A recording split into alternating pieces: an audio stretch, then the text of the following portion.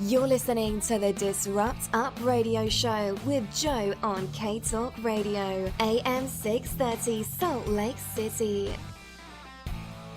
Hey, welcome back. You're listening to DisruptUp Radio right here on K-Talk 630 AM. Also, happy to announce that we've been picked up in Memphis, Tennessee, and you can hear us there on WMQM as well. In studio, we have Boyd Tuttle. He is president of Digital Legend Press, and he has some pretty spectacular news. I call it earth-shattering in the sense that it will really change the way we look at everything. And Boyd, I know that's a lot to live up to, but I think what you're talking about really has the power to do that. Thank you for joining us. Hey, glad to be here, Joe. So there's a new book coming out, and what's the name of the book? The book is called The Universal Model of Science, A New Millennial Science. And I'm not going to kid you, it strikes me as kind of like quantum mechanics in the sense that I think I understand it, but then there's so much that you don't understand. And when you talk about the universal model of science, what is that and how is it changing everything? Well, let's just be clear that the purpose of the universal model is to restore truth and order in science by identifying new natural laws. And as some people have been able to observe, new natural laws is not something that any of us living today have ever experienced. I mean, we think about gravity and thermodynamics, and those are all things that happened back in the 1800s. But when was the last law of science defined in any of our lifetimes? And the answer is it wasn't. The last one defined was in 1905. And so what this means is that we've had a lot of theories, and these theories have not graduated into laws. And that's the nature of theories. You put forward a postulate, you try it, you test it, you experiment, and eventually it works out in every condition, which means it's no longer a theory, it becomes a law. Well, we don't have any of those for over 100 years, which makes us kind of like in a crisis situation because a lot of the technology that has developed based on the old science is allowing us to observe things that we simply cannot explain with our current world of science. So why aren't we seeing these theories graduating into laws? I mean, did we stop testing them? Did we stop believing in them? Why aren't we, if the last law of science was 1905, we're pouring these millions and billions of dollars into science and, technology is different than science, into science. Why, if we're not graduating them into laws? Well, and this gets to the root of what the universal model is all trying to do, and that is it's literally redefining the very fabric of science, the very foundations, because you can't just go in point by point and change one little thing. You have to go back and look at the entire picture and correct all of the things that are wrong. And there are a lot of things, assumptions that were made 200 years ago that we can simply disprove today with our modern technology. They just don't stand up anymore. And I'll give you one example. Magma. Magma, we are told, is inside the earth, but yet magma has never been observed. It's never been measured. It's never been mathematically calculated. And in fact, magma is an anomaly in the sense that modern science clearly does not support its existence, yet the narrative and the paradigm for so long has been that magma is inside the earth. Everything is based on that. And with that wrong assumption, that wrong foot forward, everything that follows also is problematic. And so you really have to go back to the very roots of of the basic sciences and correct them there to get the answers. So is the universal model of science, is that a mechanism that we can test these theories, or what is the universal model of science? So the universal model of science is a book that is been 27 years in the development. The author has been working on this for a long, long time, and finally it's come to fruition. On October 15th, it came to the world, and now anybody can go and look at it for themselves.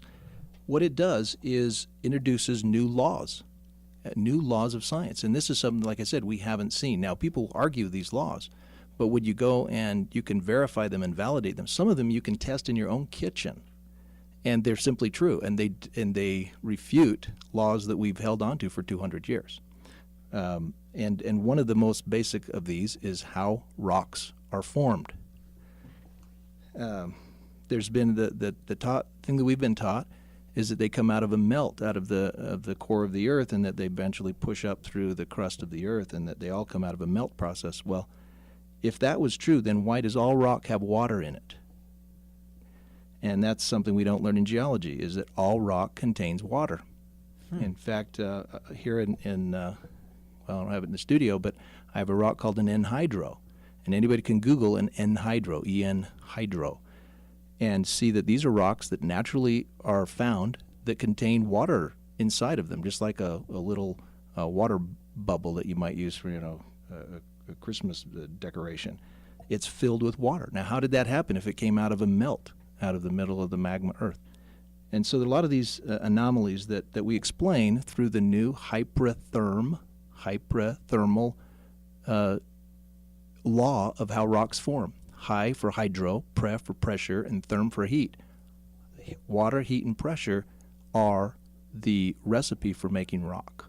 And it's also the recipe for making fossils, which is quite an interesting thing, because in the laboratory we have actually made petrified wood. We've made fossils, and can show these to any gemologist or geologist, and they date them to be 4.5 million years old. But in fact, they're 2 weeks old in this particular case. So how is modern science off by like 3.9999 million years? Again, how does that happen? Yeah, these assumptions that were made.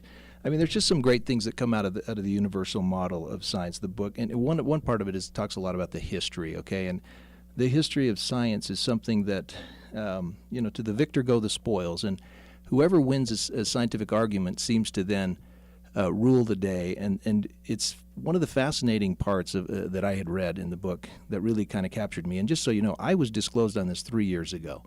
So I had a kind of an unfair advantage. I've been able to really get into this for a long time. I've been not able to talk about it until just last month, and so it's great to finally be able to talk about all this that I've had inside of me. Excuse me.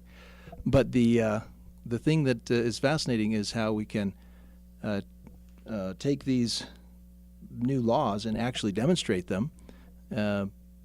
And learn. And the history is, there's a great story about the Neptunists and the Vulcanists, and anybody can Google this, and you find out that a couple of hundred years ago, actually longer than that, 1799, there was a great debate going on between those that believed that there was water inside the Earth versus those that believed there was magma inside the Earth, and they were called the Neptunists and the Vulcanists, and the Neptunists were winning all of the debates until it got to one about where does lava come from. And they said that it was burning coal in the crust of the earth. Well, now we know that's not true. And so they lost on that one battle and subsequently lost the war. And we've never heard of the Neptunists since the late 1700s. But they were actually right about their claims of being water inside the earth. And so that's one of the principles that the UN will bring forward. I've got to tell you, it really does cause you to look at the basic fundamentals that we've been taught, but that's not unusual. Look, they were saying Pluto was a planet for, as long as I've been around, and then one day I woke up and read in the paper that, well, Pluto's no longer a planet. So these changes do happen. Let me ask you this. How does the universal model take into account biblical stories? For instance, we have the story of Noah and the flood. Does the universal model treat this as typical science does, or is there a different approach to the stories in the Bible and the universal model? Okay, that's such a great question, because the universal model is not a religious book. It's not creation science. It doesn't quote scripture. But there is a chapter in there called the universal flood, and it talks about the well-known fact among scientists that a flood indeed did cover the earth. The only question among scientists is when that happened. It's never been a question about whether there was a huge flood that covered the earth. And you can see that in other scientific writing. So they recognize that there was a flood. What we put forward in the universal model, using actual empirical evidence, is that we know that the flood actually happened, and we know where the water came from, and I've just referenced it earlier, talking about what's inside the earth, give a big clue there. And that water that is inside the Earth actually came out onto the surface because of some astronomical forces that were acting upon the Earth, causing the crust actually to collapse downward into the water that's inside the Earth. And that is what led to the flood, which also is what produced the fossils, because of the tremendous pressures that you have at 30,000 feet deep of water is about 13,000 psi. When you take heat, water, and pressure and pulverized quartz, which is what we've been able to replicate in the laboratory, you will produce fossils and rocks of all kinds. And so we replicate that and can talk about how this flood actually took place, and we know when it took place, 4,361 years ago, and next year it'll be 362. So we have literally a snapshot of the Earth's existence at the time of the flood because of all the clear evidence. And this chapter on the universal flood is actually the biggest chapter in the book, over 400 pages. Wow, so how big is the book? The book itself is 2,000 pages.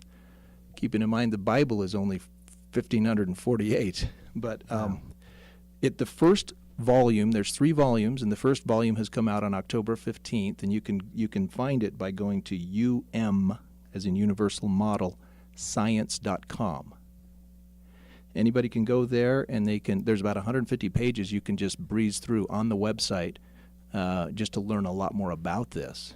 And you can also learn about the event that's coming up this Friday, where the author, who's from Phoenix, Arizona, will be here in town at the Salt Lake Community Center at the Miller campus, giving a presentation on this at 7 to 9 this Friday evening.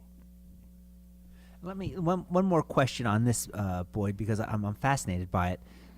How does the universal model take into account the dinosaurs, dinosaur fossils, that whole part of our history?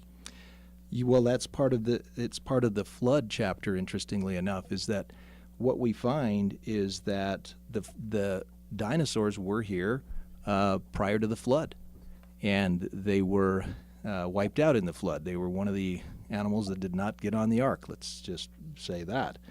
And we find many, many evidences to prove that. The average depth of fossil dinosaur bones that are found throughout the world, and they're found in every continent, in every state in the United States, and every landmass in the world, there are dinosaur bones. And the average depth at which they are found, you would think, hundreds of feet down in the deep, deep, dark depths of the ancient geologic record, but in fact it's 22 feet. So they're really all on the very surface of the Earth, all of these fossils. In fact, almost all the fossils that we find are very close to the surface, and we don't see that geological record going down deep into the layers of the Earth.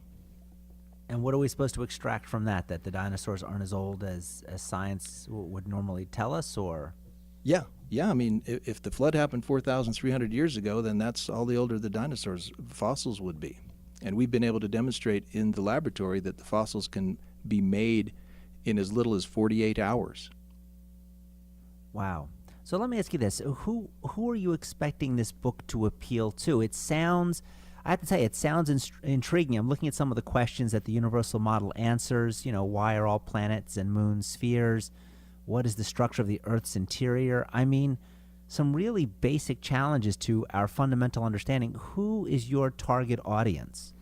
This book has been written at about a high school to college level. It's accessible by anybody. You certainly do not need any advanced degrees to understand it, although there are hundreds and I think literally thousands of citations and references to journals and scientific publications. They're all spelled out and spoken in very easy to understand. So we have students right now at junior high level who are reading this, and we have homeschoolers that are adopting it. We have a private school that's looking at it, is using it for their curriculum. And so there's a high degree of accessibility at all ages.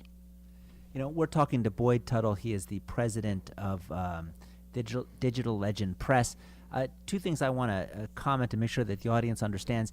They are doing an event this Friday, December 9th, at the SLCC Miller Campus Auditorium in Sandy. where the author is going to come and present his findings from the Universal Model book. You can learn more about the event, and you can also order the book at umscience.com. That's umscience.com. You can also call for more information, 801-810-7781. That's 801-810-7781. It is an absolutely fascinating book. Let me just ask you, Boyd, in the few seconds we have left, tell me about the author. What is his background? What is his training? Well, if we just have a few seconds, let me say one thing, because they can learn that on the website, okay? But the one thing that our readers will want to know is my company is a corporate sponsor, and they can type in legends when they check out, the word legends, and they'll get 35% off the cost of the book. Wow. Again, umscience.com, type in legends, Legends, get 35% off the book. We'll be back right after this break.